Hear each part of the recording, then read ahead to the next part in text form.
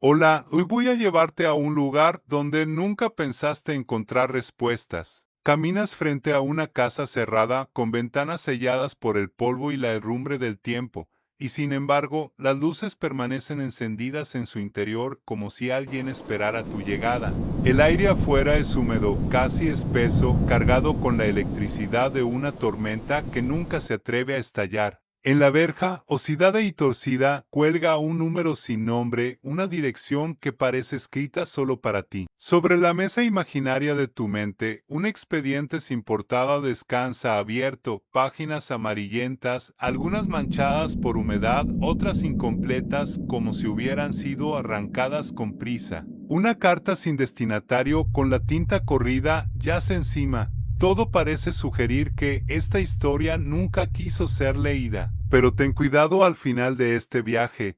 Puede que ya no veas la historia con los mismos ojos. Antes de sumergirnos en esta historia extraña, tómate un segundo para darle like al video y suscribirte, pero solo si las verdades olvidadas y los vacíos en la memoria te intrigan tanto como a mí. Déjame en los comentarios desde dónde y a qué hora estás viendo esto. Quiero saber en qué parte del mundo o más allá estás tú ahora. Ahora respira, vacía tu mente y vamos a abrir las puertas de esas historias que nunca debieron ser enterradas. Avanzas por un pasillo de madera que cruje bajo tus pasos, cada sonido resonando como un eco demasiado consciente. El olor es una mezcla de humedad, gas antiguo y un perfume floral que no debería seguir allí. En la sala principal, los muebles están cubiertos con sábanas, pero en una esquina, un sillón permanece descubierto, hundido por alguien que quizás nunca se levantó. En la pared, un retrato, una familia de 4. Lo extraño es que los rostros parecen haberse desvanecido, dejando solo manchas borrosas en el lienzo. Algunos vecinos, los pocos que se atreven a hablar, dicen que la familia nunca existió, que la casa fue construida como fachada para algo más. Otros aseguran recordar risas de niños, sombras moviéndose detrás de las cortinas hasta bien entrada la década del 70. Historiadores locales discuten aún si el inmueble perteneció a una de las sociedades secretas que florecieron durante la dictadura. Unos argumentan que era un punto de encuentro para la resistencia clandestina, otros que fue un centro de observación donde se registraban los movimientos de quienes pensaban diferente. No hay consenso, solo vacíos. Caminas hacia el comedor y encuentras un cuaderno en el suelo cubierto de polvo. En la primera página aparece solo una palabra, espera, las siguientes están en blanco. Como si alguien hubiera querido dejar una señal sin delatarse por completo. Pausa. El silencio pesa más que cualquier explicación. Sientes que la casa, aún sin voces, está observando cada uno de tus pasos. El archivo sin nombre está guardado en un sótano que huele a moho y papeles húmedos. Lo abres con cuidado, las tapas metálicas rechinan como si llevaran años cerradas. Entre carpetas perfectamente catalogadas, se oye este legajo extraño, sin fecha, sin autor, sin destinatario. Solo un sobre opaco con un sello oficial borrado a propósito, raspado hasta dejar cicatrices en el papel. Lo sostienes bajo la luz tenue del foco colgante y ves que hay anotaciones en los márgenes hechas con lápiz de una caligrafía insegura. Son fragmentos, apenas frases sueltas, no están todos, la lista se repite, no olvides la puerta cerrada. Es imposible no sentir que cada palabra fue escrita para alguien como tú, alguien que llegaría demasiado tarde. Dentro hay hojas mecanografiadas con un lenguaje frío, administrativo. Pero entre líneas de datos censales y descripciones impersonales aparece un detalle que rompe la monotonía, un apellido escrito con tinta azul y luego tachado, repetido una y otra vez. No importa la página que hojees, siempre vuelve a aparecer como un fantasma empeñado en no desaparecer. Algunos documentos hablan de un traslado masivo en los años 50, familias enteras reubicadas a zonas que hoy no aparecen en ningún mapa. Según la versión oficial, fue parte de un proyecto de modernización agrícola, pero el legajo no menciona cultivos ni tierras, menciona solo números de expedientes y destinos sellados con tinta negra. Las teorías abundan. Hay quien asegura que se trataba de experimentos poblacionales, mover comunidades enteras para observar cómo se adaptaban en el olvido. Otros piensan que fue una estrategia militar camuflada bajo estadísticas de desarrollo. Y algunos ancianos, los que aún se atreven a hablar, murmuran que esos nombres eran de personas que nunca llegaron a su supuesto destino. Los académicos no se ponen de acuerdo. Unos señalan que las lagunas en los censos corresponden a errores técnicos, otros insisten en que no puede ser casualidad que cientos de familias desaparezcan de un año al otro. Lo cierto es que no hay actas de defunción, ni registros de salida, ni huellas administrativas, solo un silencio perfectamente planificado. Cierras el legajo y notas que la carpeta misma lleva marcas de haber sido arrancada de otro archivo más grande, como si hubiese sido aislada, cortada de raíz para impedir que se rastreen conexiones. El silencio vuelve a envolverte. Te quedas observando la palabra tachada en repetición infinita, como un eco en papel. Por un instante, juras escuchar pasos en el pasillo vacío del sótano, aunque sabes que nadie más bajó contigo. Encuentras una fotografía guardada en una caja de cartón que cruje al abrirse. Es una imagen escolar en blanco y negro, fechada en un otoño que nadie parece recordar. Los niños posan en filas ordenadas, con uniformes sencillos y sonrisas ensayadas. Sin embargo, algo perturba, varios de esos rostros no evocan memoria alguna en los registros de la escuela, como si fueran hijos de familias que nunca vivieron en la ciudad. Tus ojos se detienen en uno en particular. Un niño de mirada fija, intensa, que parece romper la quietud de la imagen. Su pupila oscura parece seguirte aun cuando giras el papel en tus manos. Al reverso, escrito a lápiz, hay una nota breve: no mires mucho tiempo, el grafito está corrido como si hubiera sido escrito con prisa o bajo presión. Los vecinos más viejos hablan en voz baja de una clase fantasma. Dicen que hubo un grupo de estudiantes inscritos en la primaria en 1963 que desaparecieron de un día para otro. Algunos recuerdan sus nombres, otros afirman que nunca existieron, pero todos coinciden en que la foto estuvo colgada en el pasillo de la escuela hasta que alguien la retiró sin explicación. Los historiadores Lockers lo llaman un mito urbano, una exageración de la memoria colectiva. Alegan que seguramente se trató de una confusión administrativa, registros duplicados, listas mal archivadas. Sin embargo, un profesor jubilado asegura que vio a esos niños en el aula, recuerda sus voces y todavía puede describir cómo una niña siempre llevaba un lazo azul en el cabello. Sus testimonios nunca fueron aceptados en publicaciones oficiales. Examinas la foto bajo la luz y notas algo más: la sombra del maestro parece desalineada, como si perteneciera a otra figura, alguien más alto que no aparece en la composición. Ese desajuste te eriza la piel. El papel está amarillento con bordes quebradizos. Lo acercas a tu oído como si el silencio mismo del retrato pudiera contarte algo. Y en ese instante, la habitación se siente más pequeña, como si estuviera siendo observado por decenas de ojos que ya no deberían existir. El expediente militar que tienes frente a ti está incompleto. La carpeta, desgastada por los años, contiene páginas arrancadas con violencia. Quedan solo los bordes irregulares, como cicatrices de un relato mutilado. Lo poco que permanece habla de operaciones realizadas en zonas rurales durante la década de 1970 con fechas precisas pero sin nombres propios. Es un lenguaje de sombras, neutralizar, traslado, reubicación temporal, nada más. Lo inquietante no es lo que lees, sino lo que falta. Las páginas arrancadas corresponden justo a los días en que, según testimonios orales, varias comunidades enteras fueron sacadas de sus casas de madrugada. Nunca regresaron. Oficialmente, no existe constancia de que esas personas hayan estado allí. Un rumor se repite entre los ancianos de la región: camiones militares recorrían los caminos polvorientos, cargados con muebles, maletas y rostros asustados. Dicen que al amanecer quedaban solo casas vacías, ropa tendida en los patios y el eco de voces en el aire.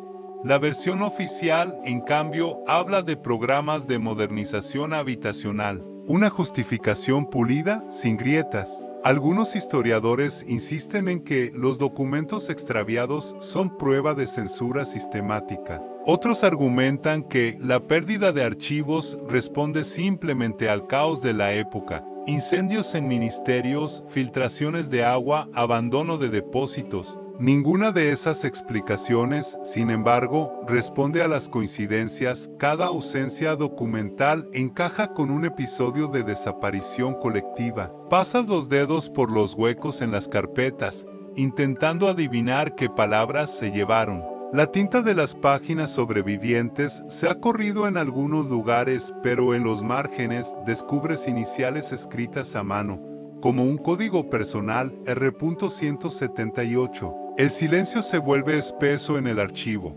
Cierras los ojos y escuchas algo leve, un roce metálico, como si las estanterías mismas respiraran. ¿Recuerdas la fotografía de los niños que viste antes y piensas, ¿y si las páginas arrancadas son los rostros que nunca debieron mostrarse? Por un instante, el sótano parece contraerse, y entiendes que los espacios vacíos en un documento pueden gritar más fuerte que cualquier palabra impresa. La habitación número 7 del hospital psiquiátrico se encuentra al final de un pasillo interminable, donde la pintura descascarada cuelga como piel vieja. El aire es frío, cargado de olor a desinfectante antiguo y humedad atrapada en los muros. La puerta, con su número de metal oxidado, sigue cerrada con llave, pero una ventana rota permite asomarse al interior. Allí, cubiertos de polvo, permanecen objetos personales, una muñeca de trapo con los ojos cosidos, un cuaderno con la tapa azul desteñida, un par de zapatos de niño que jamás aparecen en inventarios oficiales. Sobre la pared aún cuelga un calendario detenido en 1978. Con un círculo rojo marcando el día 14. Nadie sabe qué ocurrió esa fecha. Los informes oficiales del hospital no mencionan nunca a los pacientes de esa habitación. Según los registros, el cuarto estuvo clausurado desde su construcción. Sin embargo, los enfermeros más viejos aseguran haber llevado bandejas de comida hasta la puerta, escuchar voces infantiles detrás, incluso sentir golpes suaves pidiendo salir. Las teorías populares son muchas. Unos dicen que allí se ocultaban experimentos médicos con personas no registradas, borradas de todo censo. Otros creen que se trató de hijos de desaparecidos mantenidos en secreto bajo la tutela del hospital. Y algunos más lo describen como un espacio maldito, una habitación donde entraban cuerpos y nunca salían. Los académicos dividen sus posturas. Unos califican estas historias de folclore urbano, alimentado por el miedo a las instituciones represivas. Otros insisten en que los vacíos en los archivos son demasiado específicos para ser casualidad. Nadie logra explicar por qué existen llaves duplicadas del cuarto 7 en los cajones del archivo, cada una con un número distinto grabado en el metal. Cuando logras abrir la puerta, el silencio adentro es sofocante. El suelo cruje bajo tu peso y un rayo de luz entra por la ventana rota, iluminando una frase escrita con carbón en la pared: no nos olvides. Tu respiración se acelera. Cierras los ojos y por un instante escuchas risas infantiles, pero al abrirlos, la habitación está vacía. Solo queda el polvo flotando, como si algo se hubiera desvanecido al ser descubierto. La cinta aparece en una caja olvidada en la sala de mantenimiento del hospital, junto a herramientas oxidadas y lámparas rotas. Es un casete negro, sin etiqueta, con la carcasa arañada como si alguien hubiera intentado borrar su existencia. Lo colocas en una grabadora antigua y cuando la cinta comienza a girar, el sonido primero es estático, un siseo áspero, como viento atrapado en una botella. Después, emergen voces. Conversaciones en susurros, fragmentadas, sin contexto claro. Lo extraño es que cada voz parece incompleta, frases a medio terminar, silencios que duran demasiado, tonos que cambian bruscamente, como si la misma persona hablara con timbres distintos. Ninguna coincide con registros de personal o pacientes. Y lo más inquietante, De vez en cuando escuchas un suspiro justo al lado de la grabadora, aunque sabes que la sala está vacía. Hay quienes sostienen que estas cintas fueron parte de un programa experimental de terapia auditiva en el cual se registraban sueños narrados por pacientes bajo hipnosis. Sin embargo, nunca aparecen documentos médicos que confirmen tales prácticas. Otras versiones aseguran que las grabaciones buscaban capturar las voces de quienes habían desaparecido, como si la máquina pudiese atrapar memorias borradas de la historia. Académicos de distintas disciplinas han debatido sobre estas cintas. Los lingüistas señalan que los fragmentos contienen modismos de regiones distintas, imposibles de reunir en una sola sala. Los historiadores, por su parte, sostienen que es evidencia de manipulación posterior, un montaje fabricado para sembrar miedo. Y aún así, nadie logra explicar por qué algunas frases parecen describir lugares reales que oficialmente no existieron jamás. Rebobinas la cinta y vuelves a escuchar. Esta vez percibes un detalle que antes no notaste. Entre los susurros Serge un nombre repetido 3 veces, seguido de un silencio absoluto. Ese mismo nombre aparece tachado en los expedientes sin autor que encontraste antes. Apagas la grabadora, pero el siseo persiste en el aire como si la cinta siguiera sonando dentro de tus propios oídos. El sótano entero parece inclinarse hacia el silencio, aguardando que la vuelvas a poner. Por un instante, sientes la tentación de hablar en voz alta, de responder a esas voces que no deberían existir. La carretera polvorienta conduce a un lugar que no figura en los mapas actuales. Al doblar la curva, aparece un conjunto de casas en ruinas, sus paredes cubiertas de grafitis descoloridos y vegetación que avanza sin permiso. Es una ciudad fantasma. Ventanas rotas, postes de luz inclinados, juguetes oxidados en los patios vacíos, señales de vida detenida de golpe. En la entrada, un cartel corroído aún es Javal, acceso restringido. Peligro no especificado, la tinta roja se ha desteñido, pero el mensaje sigue latiendo con fuerza. Nadie recuerda cuándo fue colocada esa advertencia. Los registros municipales aseguran que allí nunca existió ningún poblado. Sin embargo, en archivos privados aparecen facturas de agua, electricidad y compras en almacenes, todas emitidas a direcciones que oficialmente jamás existieron. Los habitantes de la región cuentan susurros distintos. Algunos dicen que fue un pueblo desalojado por un escape químico. Otros afirman que allí se trasladaron familias enteras para un experimento de convivencia controlada y que cuando terminó todos fueron evacuados en secreto. Un relato más oscuro habla de una peste que nadie quiso reconocer, enfermos que ardían de fiebre y eran sacados de noche en camiones cubiertos. Los historiadores no logran consenso. Para unos, es una exageración alimentada por la nostalgia de viejos desplazamientos rurales. Para otros, la prueba está en los planos arquitectónicos que muestran un diseño urbano que nunca se construyó en ningún otro lugar del país. Un modelo de laboratorio, un ensayo de ciudad. Mientras avanzas por las calles, percibes algo extraño. Cada puerta tiene un número pintado en negro, pero algunos se repiten como si varias casas compartieran la misma identidad. Al abrir una de ellas, encuentras sobre la mesa un cuaderno de calificaciones escolares con nombres que ya viste antes en la fotografía borrada de los niños. El viento levanta polvo y te envuelve en un silencio asfixiante.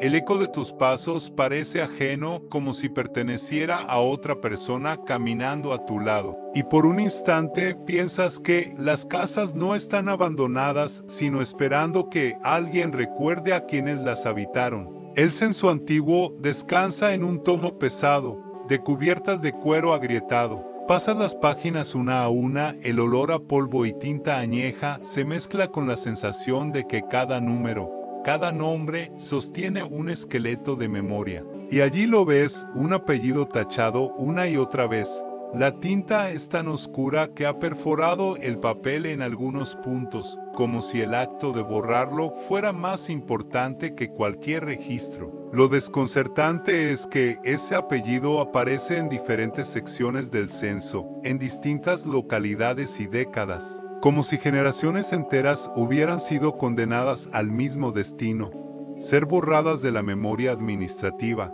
En los márgenes, alguien escribió a lápiz una sola palabra: ausentes. Los rumores de la zona hablan de una familia que nadie quiere nombrar. Dicen que eran demasiado influyentes o demasiado incómodos. Algunos aseguran que participaron en rituales prohibidos, otros que se opusieron a la autoridad en el momento menos oportuno. Sea cual sea la versión, el resultado es el mismo. Cada intento de registrar su existencia fue tachado con furia. Los académicos discuten todavía. Para unos, se trata de un error de copiado, un fallo en la transcripción manual de los censos. Para otros, es una evidencia de una operación sistemática para borrar a un linaje entero de los documentos. Lo curioso es que, al comparar con otros archivos, actas notariales, certificados de nacimiento, las lagunas coinciden. Todo lo relacionado con ese apellido se desvanece después de una fecha exacta, 14 de septiembre de 1949. El silencio pesa mientras repasas cada tachadura. En una página encuentras un detalle que te hiela la sangre: el apellido borrado está acompañado por un número en el margen, el mismo que viste en el calendario de la habitación número 7. La conexión es imposible de ignorar. Cierras el censo y sientes un frío extraño recorriéndote la espalda. Afuera, en la penumbra de la sala de archivo, parece escucharse un murmullo colectivo, como si las voces de los ausentes esperaran a ser nombradas de nuevo. La carta sin destinatario aparece entre las páginas de un libro olvidado en la biblioteca municipal, un tomo de filosofía política con las tapas comidas por los años. El sobre está amarillento, sellado con cera quebrada y sin dirección escrita. Lo abres con cuidado y dentro encuentras varias hojas dobladas con una caligrafía irregular, escrita con tinta que se ha desvanecido en algunas partes. El contenido es desconcertante: frases apasionadas dirigidas a alguien que nunca es nombrado, descripciones de encuentros que no figuran en ningún registro, promesas de volver a un lugar cuyo nombre ha sido borrado con cuchilla. En los márgenes hay manchas de humedad que parecen lágrimas secas. El detalle que más inquieta es la firma. No es un nombre, sino una inicial seguida de un número, R.178, el mismo código que apareció en los expedientes incompletos y en los censos tachados. Es como un eco que se repite a través de diferentes épocas, siempre incompleto, siempre al borde del olvido. Los rumores locales hablan de una correspondencia clandestina entre un funcionario y alguien que no debía existir. Algunos ancianos recuerdan haber oído sobre un romance secreto con una mujer desaparecida en circunstancias nunca aclaradas. Otros sostienen que la carta era parte de un intercambio cifrado entre opositores al régimen, una forma de ocultar información bajo apariencia de afecto personal. Los historiadores discrepan. Unos interpretan la carta como evidencia de relaciones prohibidas dentro de los círculos de poder. Otros la ven como un simple ejercicio literario que alguien abandonó en un libro equivocado. Pero lo que nadie puede explicar es cómo el mismo código numérico aparece en tantos documentos desconectados entre sí. Sostienes la carta entre tus dedos y percibes un temblor. No proviene del papel, sino de ti. El silencio de la biblioteca se espesa, como si cada libro contuviera cartas invisibles esperando ser abiertas. Y en ese instante, notas que la luz parpadea, una sola bombilla que se enciende y se apaga, como si respondiera a la voz callada de quien nunca tuvo nombre. Cierras la carta y por reflejo la acercas al oído. No escuchas nada salvo un latido débil, como si el papel guardara la memoria de un corazón que se negó a desaparecer. El expediente judicial está incompleto, igual que tantos otros que has visto. En él se menciona a un testigo clave en un caso de desaparición ocurrido en los años 80. Su nombre aparece escrito con letra firme en la primera página del sumario, acompañado de su dirección y firma. Pero al avanzar, descubres que cada declaración posterior lo contradice. Algunos testigos aseguran haberlo visto declarar en persona, otros juran que nunca llegó a presentarse. En ciertos folios su nombre está cuidadosamente tachado y en otros aparece reemplazado por iniciales. La confusión no termina allí. En las actas finales, el juez dicta sentencia por falta de pruebas y el espacio donde debería figurar la declaración de ese testigo aparece en blanco, como si hubiera estado presente y ausente al mismo tiempo. Los rumores dicen que aquel hombre fue llevado a un lugar secreto, obligado a callar lo que sabía. Hay quienes aseguran que lo vieron subir a un vehículo oficial una noche lluviosa rodeado de soldados. Otros afirman que murió antes siquiera de declarar y que su nombre fue insertado en el expediente solo como cortina de humo. La verdad parece oscilar, incapaz de fijarse en un solo relato. Los académicos discuten este caso con especial furia. Para algunos, es el ejemplo perfecto de manipulación judicial crear un testigo fantasma que sostenga la ilusión de un proceso transparente. Para otros, se trata de un error burocrático que, con el tiempo, fue alimentado por la imaginación popular. Sin embargo, todos coinciden en un punto: hay demasiadas versiones incompatibles, demasiados huecos imposibles de justificar. Encuentras entre las páginas un detalle extraño, una huella dactilar marcada en tinta distinta al resto de los documentos. La comparas con las demás y notas que no corresponde a ningún registro conocido, como si perteneciera a alguien que oficialmente nunca existió. Cierras el expediente y el aire en la sala se vuelve denso.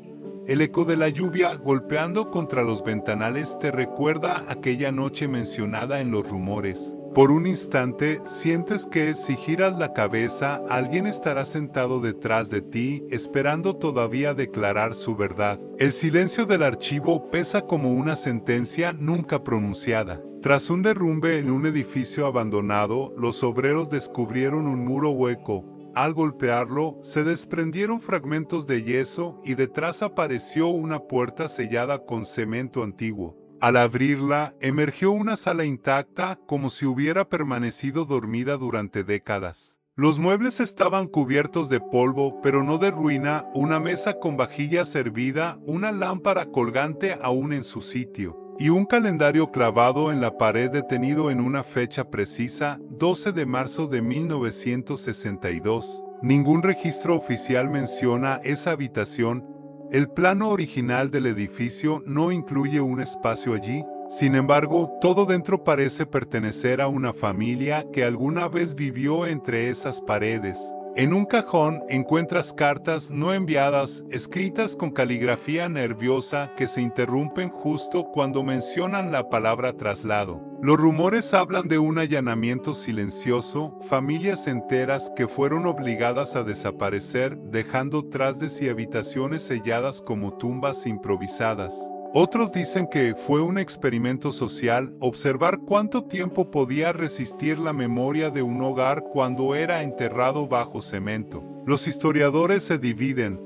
Para algunos, se trata de una construcción apócrifa añadida en los años de represión utilizada como escondite clandestino. Para otros, el hallazgo es prueba de un borrado intencionado. Habitaciones tapiadas para encubrir la existencia de quienes no debían dejar rastro. La controversia gira en torno al calendario. La fecha marcada coincide con el día de una redada policial que oficialmente no produjo detenidos. En la mesa del comedor descubres un cuaderno escolar.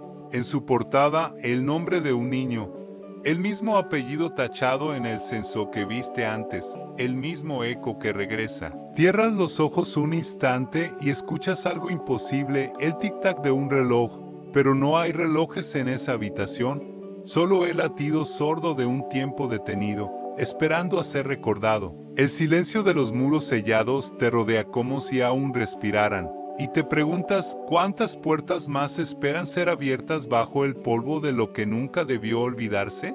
Un archivo fotográfico llega a tus manos de manera inesperada. Lo entregó un antiguo empleado de la municipalidad, ya jubilado, con la advertencia de que no todas las imágenes cuentan lo que crees ver. Las fotografías en blanco y negro muestran desfiles oficiales, visitas diplomáticas, inauguraciones de obras públicas. Todo parece rutinario hasta que notas un detalle inquietante. En varias de las imágenes, la misma figura aparece en el fondo, siempre de pie, nunca mirando a la cámara, como un espectador borrado de la memoria colectiva. Es un hombre delgado, traje oscuro, expresión inescrutable.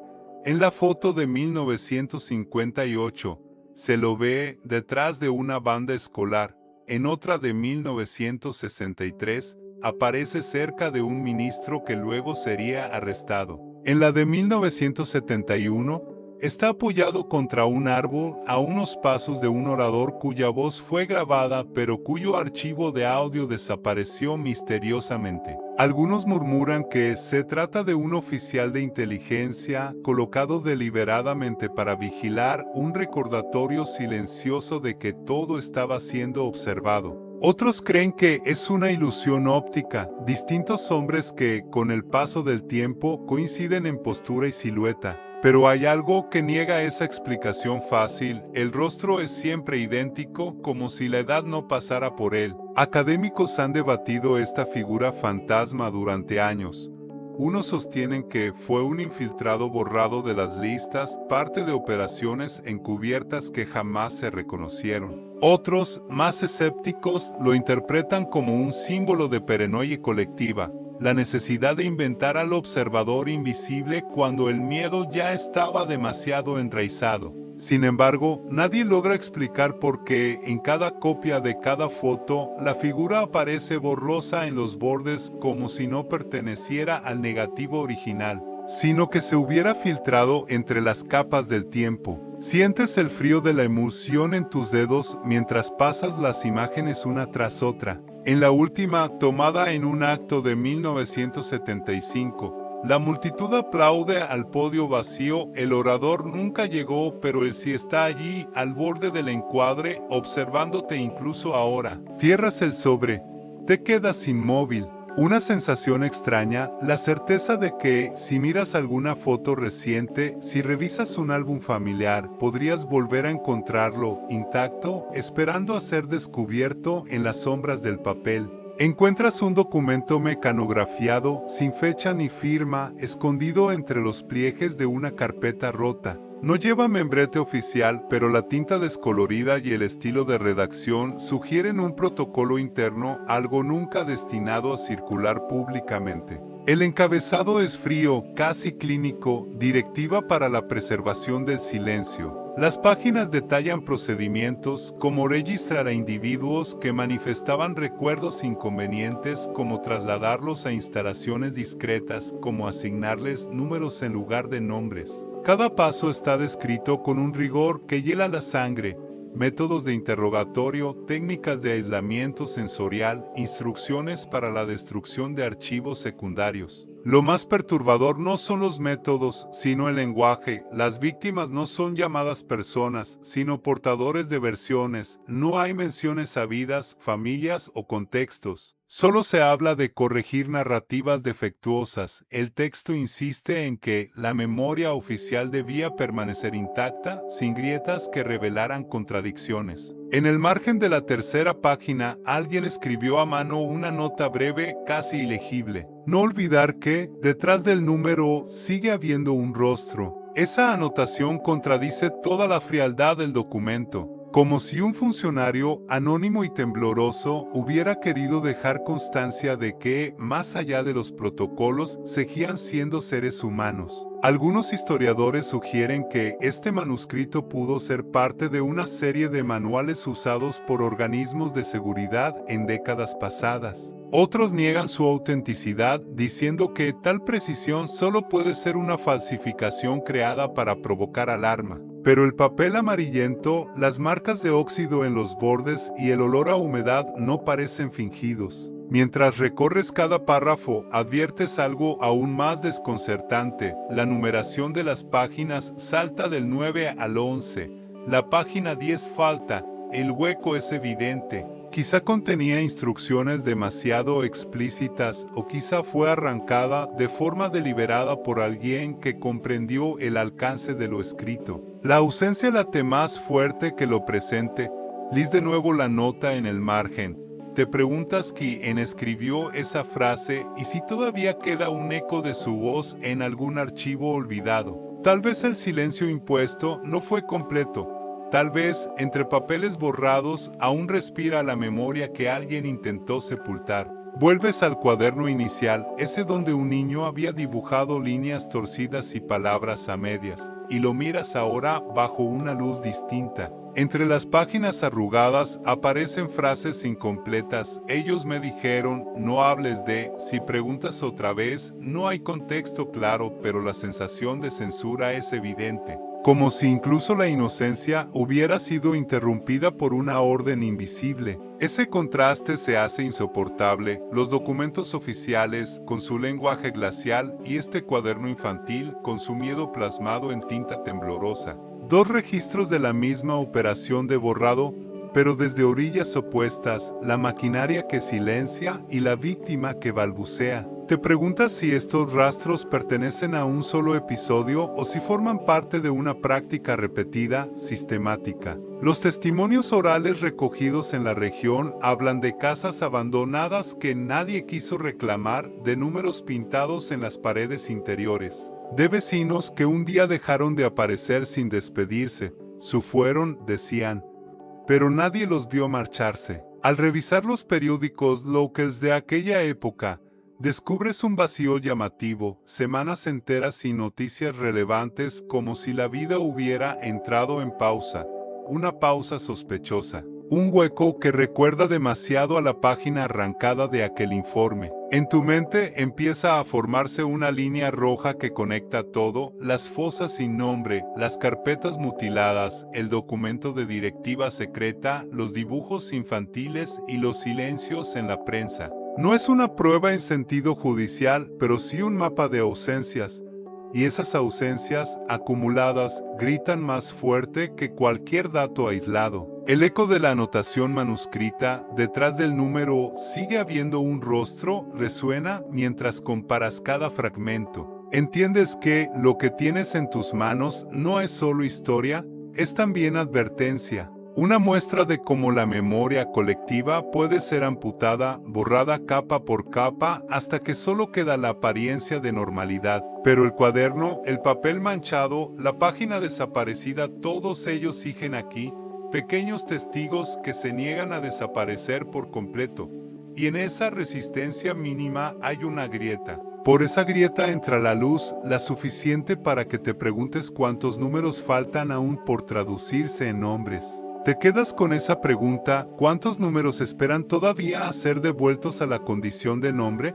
No hay respuesta definitiva y tal vez nunca la habrá, pero la insistencia de la búsqueda es, en sí misma, un gesto de dignidad. El archivo clandestino que lograste armar, esas fotocopias mal recortadas, las notas al margen, los recuerdos recogidos en susurros, no será nunca una verdad absoluta. Sin embargo, funciona como un recordatorio incómodo que la historia no se reduce a lo que dicen los libros oficiales, sino a lo que se resiste a ser olvidado. Mientras relees tus propias notas, piensas en los que se quedaron atrapados en el anonimato. Nadie puede retroceder en el tiempo para hacerles justicia plena, pero al pronunciar su ausencia, al negarte a aceptar el silencio, haces que esa estrategia de borrado no sea total. La memoria, aunque fragmentaria, perfora la superficie de la amnesia. Cierras el cuaderno y por un instante escuchas el eco de una respiración bajo tierra.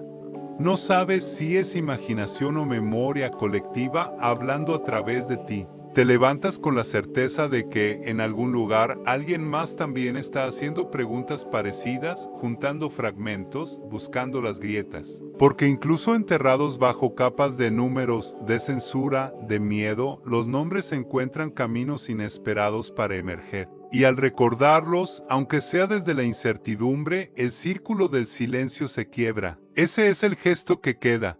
No la resolución completa del misterio, sino la negativa a mirar hacia otro lado. Y en esa negativa, la historia sigue respirando.